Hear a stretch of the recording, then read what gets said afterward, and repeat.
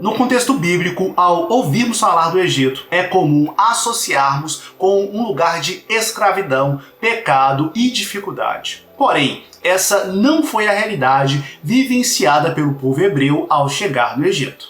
Lembra que José se tornou governador no Egito, sendo o primeiro depois de Faraó? Lembra que o Egito teve alimento nos 7 anos de escassez que a região enfrentou? E mais, lembra que José trouxe sua família para morar no Egito, que veio seu pai Jacó junto com seus irmãos? Pois é, os hebreus chegaram no Egito fugindo da fome que assolava a região. E, além de encontrarem sustento, tiveram um representante no mais alto escalão do governo egípcio.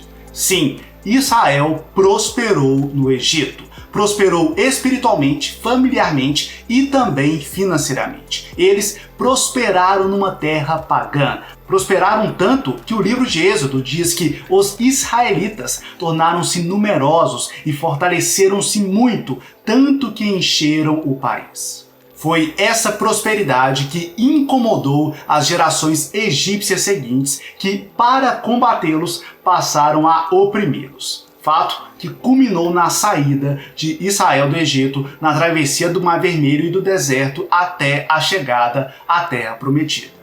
Tudo isso tem muito a nos ensinar sobre prosperidade. Então, continue comigo e descubra os segredos da prosperidade de Israel no Egito.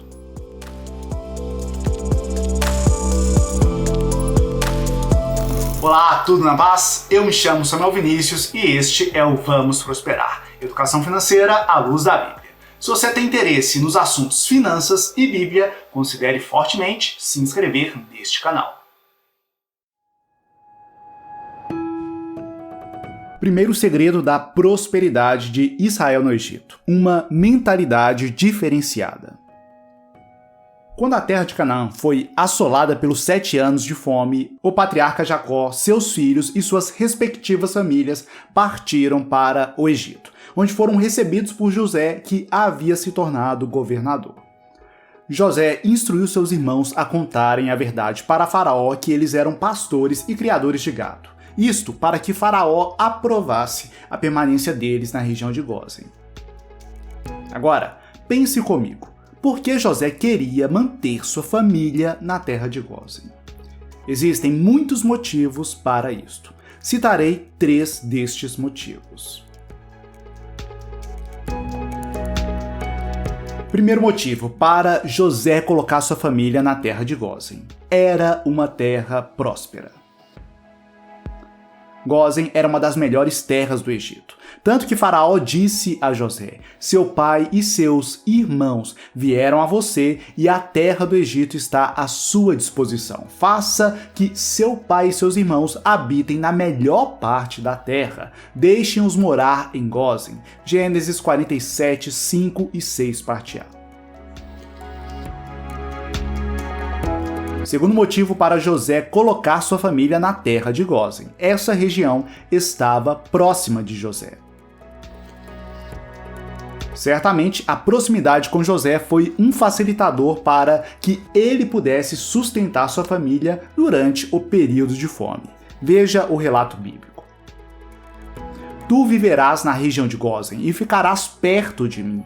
Tu, os teus filhos, os teus netos, as tuas ovelhas, os teus bois e todos os teus bens. Eu te sustentarei ali, porque ainda haverá 5 anos de fome. Do contrário, tu, a tua família e todos os teus rebanhos acabarão na miséria. Gênesis 45, 10 e 11. Terceiro motivo para José colocar sua família na terra de Gósen: manter uma mentalidade diferenciada em sua família. Por mais que a terra de Gósen fosse próspera, ela era uma região à margem do centro da civilização egípcia. Ela não estava no centro da cultura do Egito. Isso fica claro quando José prepara seus irmãos para conversarem com Faraó. Confira. Quando o faraó mandar chamá-los e perguntar: em que vocês trabalham? Respondam-lhe assim: teus servos criam rebanhos desde pequenos, como o fizeram nossos antepassados. Assim lhes será permitido habitar na região de Gósen, pois todos os pastores são desprezados pelos egípcios. Gênesis 46, 33 e 34. Os israelitas se estabeleceram no Egito, numa parte onde não era o centro da cultura egípcia. Além disso, eles tinham uma profissão que era desprezada pelos egípcios. Observe como tais fatores favoreciam a preservação da maneira de pensar dos israelitas. Dessa forma, mesmo estando no Egito, eles sofreram uma influência menor da cultura e religião egípcia. Israel, como povo escolhido por Deus, pôde manter mais facilmente sua distinção para os egípcios. Vale dizer, os relatos bíblicos nos levam a crer que José era suficientemente forte espiritualmente para viver no centro da cultura egípcia sem se corromper com seus costumes. Porém, o mesmo não podemos dizer sobre seus irmãos, que, inclusive, já haviam desobedecido à direção de Deus ao se casarem com mulheres de outros povos. Uma nova mentalidade hoje.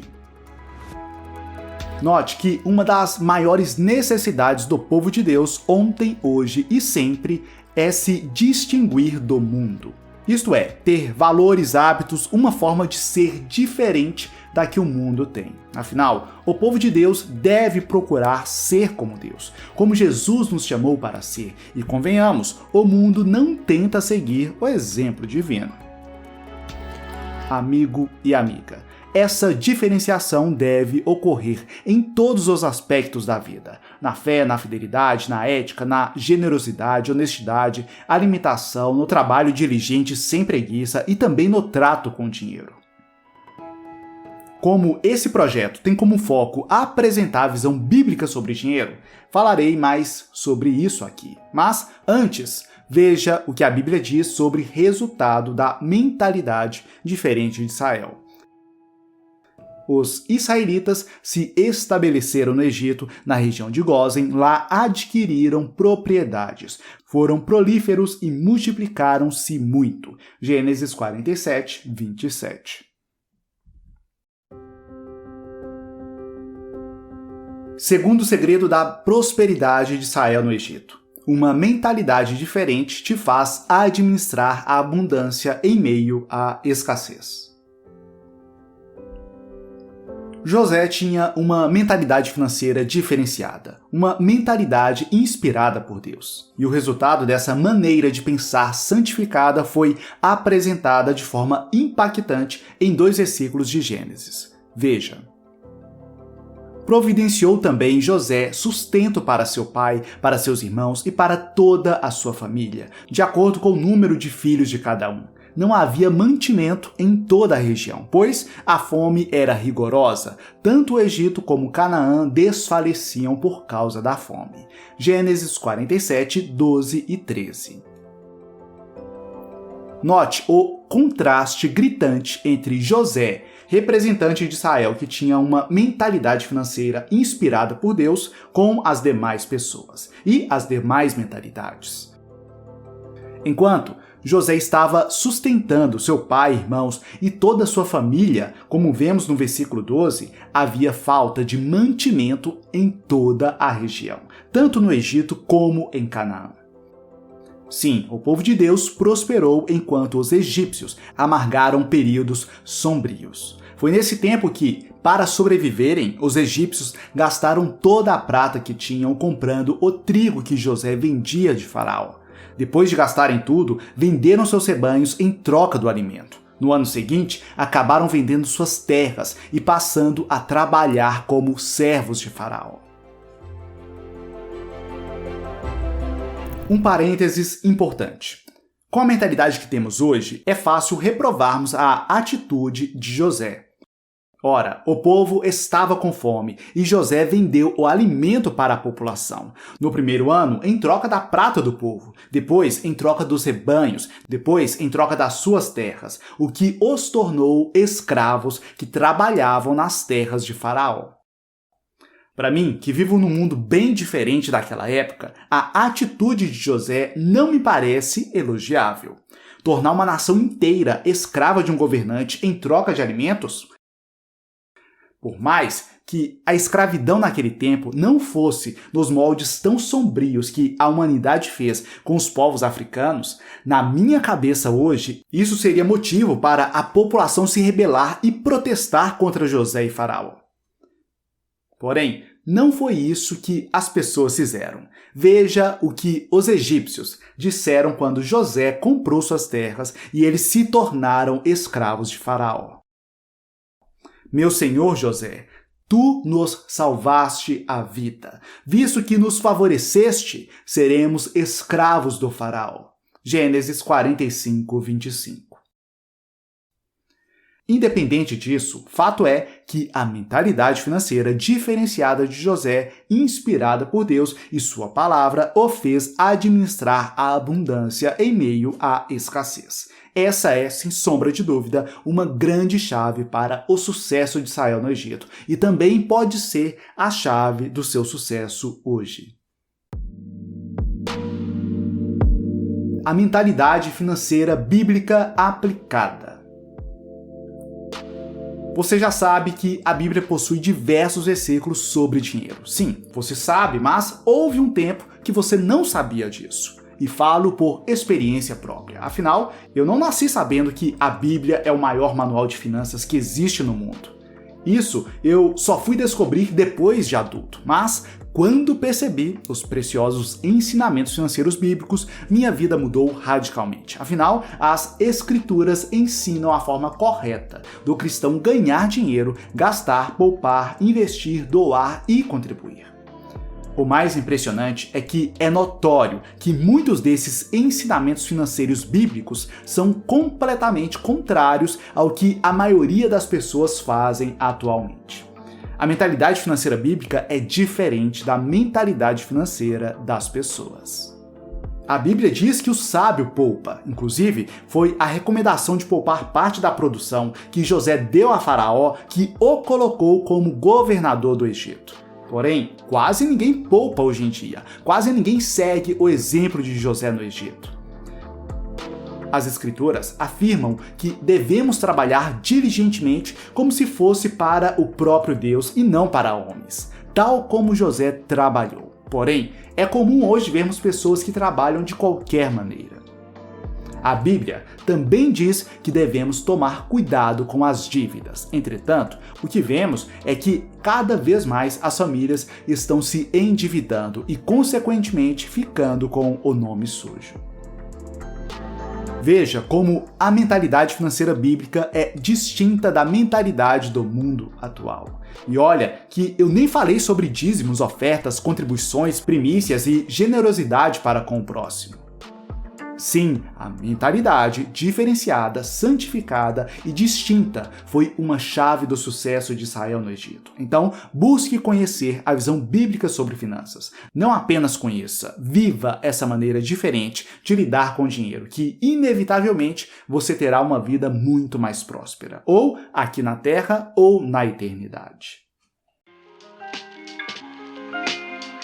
Terceiro segredo da prosperidade de Israel no Egito: uma mentalidade diferente te faz lembrar daquilo que é importante. Os israelitas se estabeleceram no Egito, na região de Gósen. Lá adquiriram propriedades, foram prolíferos e multiplicaram-se muito. Jacó viveu 17 anos no Egito.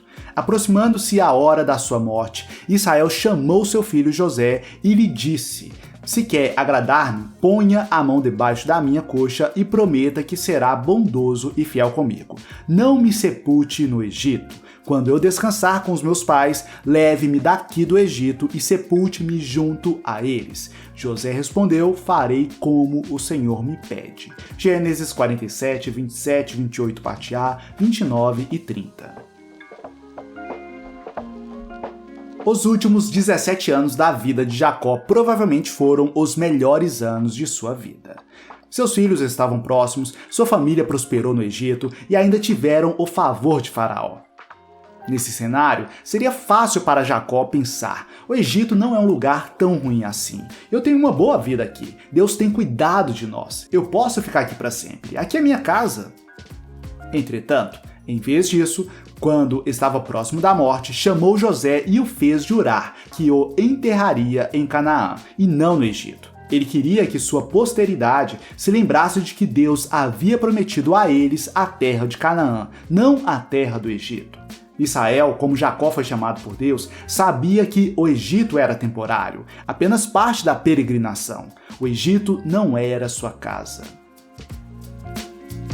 Uma mentalidade inspirada na palavra de Deus poderá te fazer prosperar. Porém, por mais que você prospere, por mais que sua família seja abençoada, por mais que sua renda aumente e que você viva os melhores anos de sua vida, não se esqueça que sua pátria não é terrena. Jesus foi preparar um lugar para nós.